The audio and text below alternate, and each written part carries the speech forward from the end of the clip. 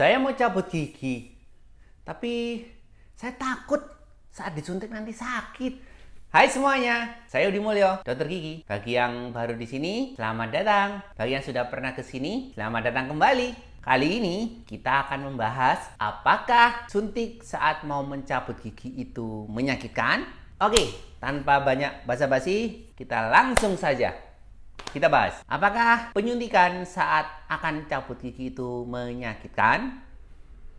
Sebelum menjawab lebih lanjut, coba kita lihat video berikut ini. Kita akan suntik gigi ini, gigi seri kedua. Jadi pertama kita harusnya dikeringkan dulu, tapi saya lupa hidupin kompresor. Kita langsung aja. Kita oleskan dulu obat bius toikanya. Terus kita tunggu 1 menit untuk obatnya bereaksi. Oke, sudah 1 menit. Kita akan lanjutkan lagi. Jadi setelah diolesin obat bius toikanya, kita oleskan antiseptiknya dulu. Baru kita suntik. Bagaimana rasanya? Lihat mimik saya, apakah saya merasa kesakitan atau enggak ya.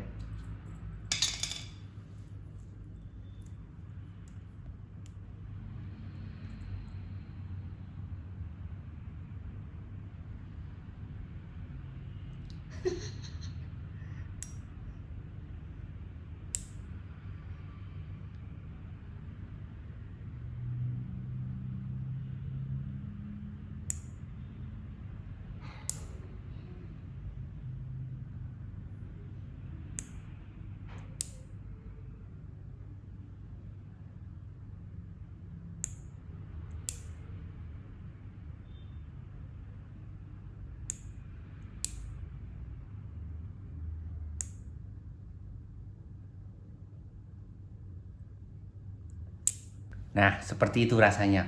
Jadi rasa sakit atau enggaknya, lebih jujur lihat mimik wajah saya tadi seperti apa. Jadi biasanya kalau saya suntik itu biasanya 7 kali cetekan atau 8 kali cetekan, tetapi dalam satu gigi itu bisa 3 lokasi. Jadi seperti itu ya. Oke. Nah, begitulah biasanya prosedur penyuntikan sebelum cabut gigi di klinik kami. Diolesin obat bius topikal, antiseptik, baru kita lakukan penyuntikan. Kita akan bahas lebih lanjut apakah cabut gigi dengan disuntik itu sakit. Sebelum menjawab itu, saya perlu jelaskan dulu bahwa biasanya ada 3 metode yang sering digunakan dokter gigi dalam menyuntik area sekitar gigi untuk dilakukan pencabutan gigi. Yang pertama itu namanya bius block atau blok anestesi. Biasanya metode ini dilakukan saat ingin melakukan pencabutan pada gigi geraham bawah. Nah, alat yang digunakan biasanya seperti ini. Jadi pakai jarum suntik yang biasa untuk menyuntik di bokong. Nanti jarum suntiknya akan dimasukkan dan dia seperti ada alurnya gitu. Masukkan dulu, belokkan, masukkan lagi, tarik sedikit, coba dihisap atau diaspirasi, baru kalau nggak ada darah baru dideponir atau disuntikkan obat biusnya. Yang dirasakan pasien saat obat ini bereaksi adalah biasanya bibirnya terasa kebas. Sudut bibir, sama lidah, separuh lidah akan terasa kebas atau sebal. Ini biasanya yang dirasakan pasien dan ini merupakan tanda bahwa obatnya sudah bereaksi dan sudah bisa dilakukan pencabutan pada gigi tersebut. Metode ini sudah jarang saya pakai, biasanya kalau operasi pengangkatan gigi bungsu. Untuk pencabutan gigi yang lain-lain sudah jarang sekali memakai metode ini. Berikutnya, yang metode kedua adalah infiltrasi, suntik infiltrasi. Saya biasanya menggunakan alat yang seperti ini. Nah, jarum suntiknya dimasukkan ke dalam gusi sampai di perbatasan gusi dengan tulang rahang. Dan obatnya dideponir atau disemprotkan di area situ. Tujuannya agar obat biusnya itu menyerap ke dalam tulang sehingga mengenai ujung-ujung atau serabut saraf. Ini biasanya digunakan saat mau melakukan pencabutan gigi-gigi atas. Metode yang ketiga itu adalah metode intraligamen. Metode intraligamen itu jarum suntiknya akan dimasukkan di antara gigi dengan tulang penyangga gigi. Jadi gigi itu tertanam di dalam tulang. Nah, metode intraligamen itu biasanya jarum suntiknya akan dimasukkan di sela-sela gigi dan tulangnya begini, baru dideponir di situ.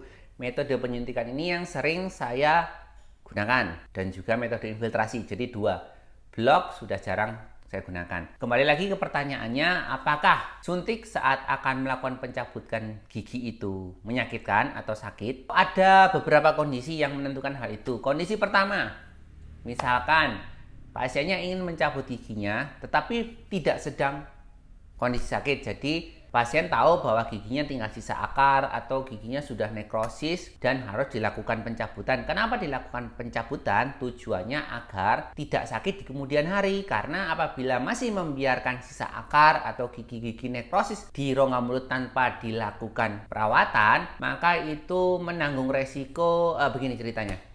Jadi di gigi itu ada salurannya. Di dalam gigi itu adalah sebuah ruangan, itu ruang pulpa. Ruang pulpa ini ada saluran juga ke akar. Jadi saluran ini, ruang ini adalah menghubungkan ke sistem tubuh, menghubungkan ke sistem pembuluh darah tubuh. Gitu. Jadi apabila ada sisa akar atau gigi yang nekrosis, berarti ada akses dunia luar, dunia rongga mulut ke dalam sistem tubuh kita. Apabila ada akses itu, maka ada potensi kuman akan menginfeksi tubuh kita. Kumannya bisa jalan-jalan, bisa ke jantung, itu sebabkan serangan jantung atau endokarditis. Kalau kumannya jalan-jalan menuju ke pembuluh darah yang menuju ke otak, dan lalu di situ dia menempel ke saluran pembuluh darah otak, akhirnya dia akan membuat aliran darah terhenti ke otak, dan itu bisa menyebabkan stroke.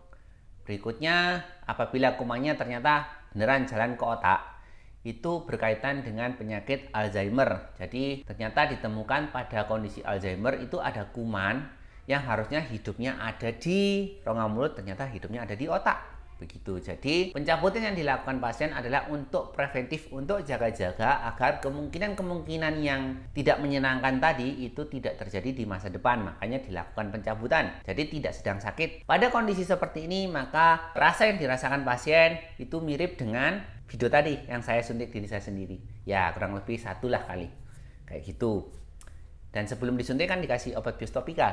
Obat bius topikal itu tujuannya agar saat jarumnya masuk tidak begitu terasa. Seperti pada anak-anak saya juga menggunakan metode yang sama. Jadi dilakukan pengolesan obat bius topikal, baru berikutnya dilakukan pakai obat bius yang infiltrasi atau intraligamen.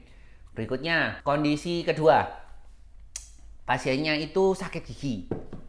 Karena sakit gigi, pasiennya ingin mencabutkan giginya. Jadi karena dia tahu bahwa giginya sedang sakit, dan tahu biasanya dokter gigi tidak akan mau mencabut gigi yang sedang sakit, pasiennya berinisiatif membeli obat pereda sakit di warung atau di apotik. Jadi siangnya minum obat pereda sakit, jadi waktu malam itu pasiennya sudah merasa enakan, tidak sakit. Jadi pasiennya datang ke dokter gigi untuk melakukan pencabutan pada giginya. Dan saat dilakukan pengetesan oleh dokter giginya, itu pasien bilang tidak sakit. Jadi ditekan-tekan gitu, sama biasanya ditesnya dengan ditekan atau diketuk kayak gitu. Nah, itu pasien bilang tidak sakit, bisa jadi tidak sakitnya karena konsumsi pereda sakit. Jadi sebenarnya kondisinya masih radang, tetapi waktu ditekan tidak terasa sakit karena terpengaruh oleh obat pereda sakit. Kemungkinan kedua adalah pasiennya tidak berkata dengan jujur mengatakan bahwa sakit, kayak gitu.